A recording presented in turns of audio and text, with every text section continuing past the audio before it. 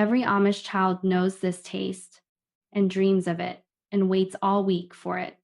It is a spread, a peanut butter spread, but not like any peanut butter you have ever had, because this one is sweet and soft and it flows almost like a marshmallow cream mixed with peanut butter.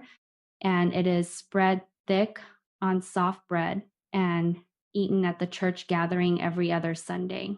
And for the children, it is very nearly the whole reason to sit still through the long service, because they know that afterward, at the meal, there will be church spread and bread to put it on, and they will get to eat it until they are near about sick of it, which never quite happens.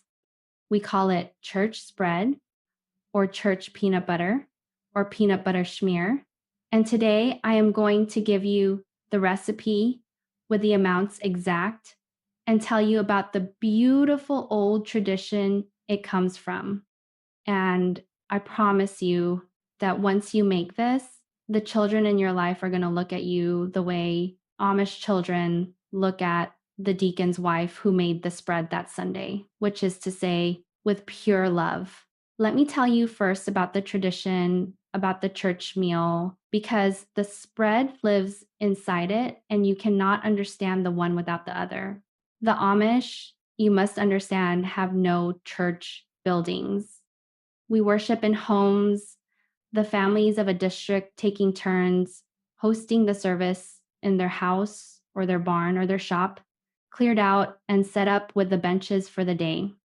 And the service is long, 3 hours or more, all in the old tongue, with the long, slow hymns and the preaching. And afterward, everyone stays, and there is a meal, a simple meal, the same nearly every time, served to the whole congregation, all of them, right there in the host family's home. And that meal, that after church fellowship meal, is a humble one on purpose, for it is not meant to be a feast only enough to feed everyone simply so they can visit and fellowship before the long drive home. And the heart of that simple meal in very many communities is bread and this peanut butter spread. Bread, homemade, and this sweet, soft church spread to put on it, along with maybe some cheese, some pickles, some pie or snits, and coffee. Let me tell you the whole of that simple meal, for it is a beautiful thing in its plainness. There is the bread, of course, good homemade bread. There is the church spread, our sweet peanut butter. There is often a cup cheese or plain sliced cheese. There are pickles, the red beet pickles and the bread and butter pickles, sharp and bright. There is snitz pie, the dried apple pie cut into pieces, a common church dessert. There is sometimes a plain cookie or a bit of cake. And there is coffee, strong and hot, and water, and perhaps meadow tea. That is the church meal, near enough the same in every district, every other Sunday, year in and year out. It does not change, and it is not meant to change, for there is a comfort and a holiness in its sameness. The same simple food shared after the same worship, week upon week, year upon year, generation upon generation. Simple food, fellowship food. But that peanut butter spread, oh, that is the part the children remember all their lives. So let me tell you what makes it different, because it is not just peanut butter from the jar.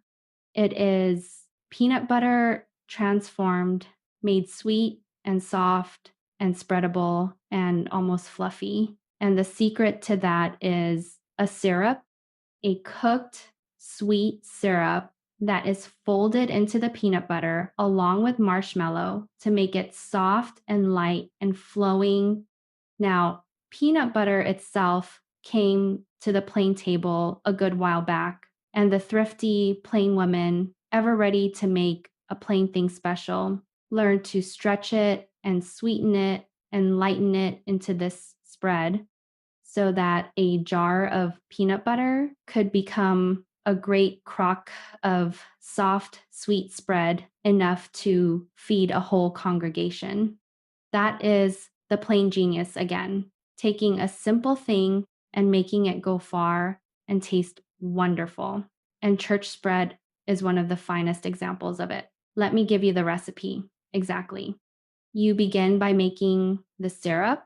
In a saucepan, you combine 1.5 cups of corn syrup and 1 cup of packed brown sugar and half a cup of water. You stir those together and bring them to a boil over medium heat, and you let them boil for about 2 or 3 minutes, stirring until the sugar is fully dissolved and it is a smooth, hot syrup. Then you take it off the heat and let it cool a bit for a few minutes until it is warm but not boiling hot.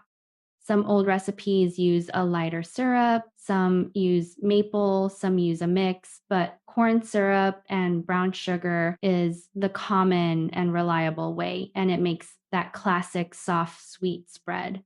The kitchen will smell of warm brown sugar as it boils, sweet and rich. And that smell alone will start to call the children in from wherever they are, for they know it. They know what is coming, the way plain children have always known the smell of church spread in the making. While your syrup cools a little, you get your peanut butter ready. You want 2 cups of peanut butter, a smooth, creamy peanut butter, the ordinary kind. Put it in a large bowl, and you want your marshmallow. For the marshmallow is what makes the spread soft and light and fluffy and keeps it from setting up hard. You use marshmallow creme, the soft kind from the jar, 1 jar, about 1.5 cups or so, a 7 or 13 ounce jar, depending on how much you are making and how marshmallowy you like it. Some families use more marshmallow for a lighter, sweeter, fluffier spread, some less for a more peanut forward one, and you will find your own liking. Put your marshmallow creme in with the peanut butter, and now you bring it together. You pour your warm syrup over the peanut butter and marshmallow, and you stir until the whole thing comes together into a smooth, soft, glossy, flowing spread. It will be soft and a little runny while it is warm, and it firms up some as it cools, but it stays soft and spreadable. That is the whole point. It should flow and spread easy and never be stiff. If it seems too thick, you can stir in a little more warm syrup or a splash of milk to loosen it. If it seems too thin, it will firm as it cools, so give it time. Stir it smooth and glossy and add a pinch of salt if your peanut butter was unsalted, for a little salt lifts all that sweetness. And there it is, church spread.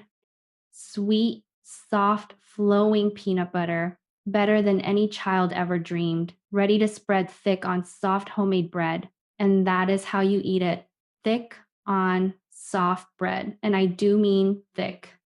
A slice of soft white bread or a soft roll, and a good thick layer of this sweet, flowing peanut butter spread. And that is the whole of it, and it is heaven. Some like a smear of a little something else with it, but truly it needs nothing. It is perfect alone. The soft bread and the sweet, soft peanut butter. The children pile it on thick as they dare, and their mothers tell them not to waste it, and they pile it on thicker still when their mothers are not looking. There is a particular way a child eats church spread, licking it off the bread and then asking for more spread on the same slice. And every plain mother knows the trick and pretends not to see, because a child sticky faced and happy with church spread is one of the small good sights of the plain life, and always has been, and I hope always will be. It keeps well in a jar in the ice box for a good long while, a couple of weeks or more. And many families keep a jar of it going all the time, not just for church, because once the children have had it, they want it on their bread at home too. And who could blame them? For it is a wonderful thing on the breakfast table any day of the week. Let me give you a few variations and a few tips.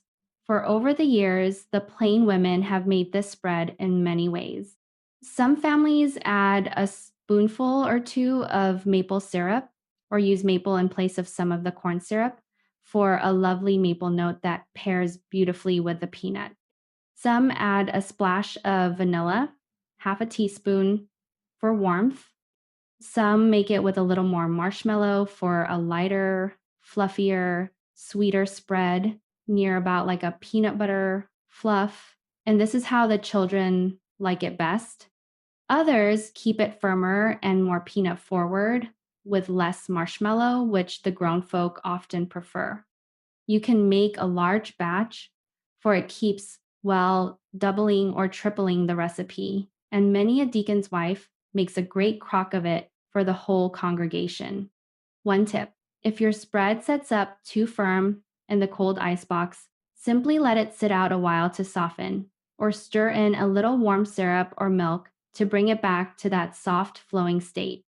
And if you like, a tiny pinch of salt stirred in lifts the whole thing and balances the sweet, especially if your peanut butter was the unsalted kind. It is a very forgiving recipe, hard to ruin, easy to make your own, and that is part of why it has stayed on the plain table so long. Let me tell you what this spread means, because it is more than a sweet treat. It is tied up entirely with church, with worship, with a gathering of the community every other Sunday to worship together and then to eat together. And there is a great deal of work behind that simple meal, work that the children eating their sticky bread never see. To host the church means to feed the whole congregation. And though the meal is simple, feeding 200 people is never a small thing. The host family and the women who help them must make the bread, mix the great crocks of church spread, set out the cheese and the pickles and the pie, brew the coffee by the gallon, and serve it all in shifts, for the whole congregation cannot sit at once, just as at a wedding. And they must clean the house from top to bottom, before and after, and set up all the benches and take them down. It is a great labor to host the church, and each family takes its turn, perhaps once a year, and gives that labor gladly as a service to the community and to God. So, that simple bread and peanut butter that the children love is, for the women of the host family, the fruit of days of work given freely in service. There is love in every crock of that spread, the love of the women who rose early to make it, the love of a family that opened its home to the whole community for the holy day. Not a feast, not something fancy, just bread, and a sweet spread shared by the whole congregation, rich and poor alike, everyone eating the same simple food together after worshiping the same God together.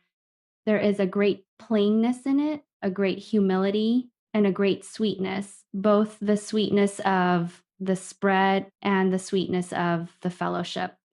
When an Amish person, grown old, tastes church spread, they are carried back instantly to the church benches of their childhood, to the smell of the service, to sitting between their parents, to the meal afterward, and the other children, and the whole warm world of the plain community on a Sunday. It is the taste of belonging. It is the taste of the holy day. It is one of the deepest food memories a plain person carries, and it is made of nothing but peanut butter and syrup and marshmallow and love. I remember it so well from my own childhood. The long service and my legs swinging because they did not yet reach the floor. And the whole time in the back of my mind, the knowledge that church spread was coming, that afterward there would be bread and that sweet peanut butter and I could have it. And the relief and the joy when the service ended and the meal was set out, and reaching for the bread and spreading that soft, sweet spread on thick and eating it there among all the other children, our faces sticky with it, the grown folk visiting over their coffee, the whole community together in the host family's home, and the relief and the joy when the service ended and the meal was set out, and reaching for the bread and spreading that soft, sweet spread on thick and eating it there among all the other children, our faces sticky with it, the grown folk visiting over their coffee, the whole community together in the host family's home. Those are some of the warmest memories of my whole life. And church spread sits right at the center of them. And when I make it now for my own grandchildren and I see their faces light up at that first sweet bite, I am giving them not just a treat, but a thread of connection back through all the generations to the church benches and the plain Sundays and the whole long story of our people. A recipe carries all of that if you let it. It is never just food. So this week, make a batch of church spread and spread it thick on the softest bread you have and give it to a child and watch their eyes. It is simple, it is quick, it costs almost nothing, and it will make you a hero to every child who tastes it. Make extra, for it keeps, and let them have it on their morning toast and in their lunch and after school. And let them make the mess and pile it on too thick. For these are the small, sweet joys of a childhood, and they are gone too soon. And a jar of homemade church spread in the icebox is one of the easiest gifts of joy you can give a child. And when you make it, think for a moment about the beautiful old tradition it comes from of a whole community gathering to worship and then to eat together, simply, humbly, the same plain sweet food shared among all, rich and poor together, no difference between them, at the table of fellowship. There is a lesson in that for our divided and unequal times. In a community where everyone eats the same simple bread and the same sweet spread after worship, all equal, all fed, all belonging, no one is served a finer meal because they are richer, for there is no richer and poorer at that table, only the community, all together, all the same. The wealthiest man in the district and the poorest widow eat the same bread with the same spread side by side. And there is a deep rightness in that, a living out of the belief that all are equal before God. That is the plain way. And this sweet, humble spread is a little taste of it. And now it can be a taste of it in your home too. If you would like this recipe written out with all its amounts and every other recipe I know, they are gathered together in my kitchen field book waiting for you just below this video. 100 recipes from Lancaster County, going all the way back to 1720, written down the way I would tell them to you if you were sitting right here at my table. And if you are new to my kitchen, come and sit with me a while. I share these old ways every few days, the food that has fed plain families and plain congregations for 200 years and more. Subscribe, and we will make the whole plain table together, the everyday and the holy day both. There is always room at my table for one more. Until next time, God bless your hands, God bless your kitchen, and God bless every soul who gathers at your table.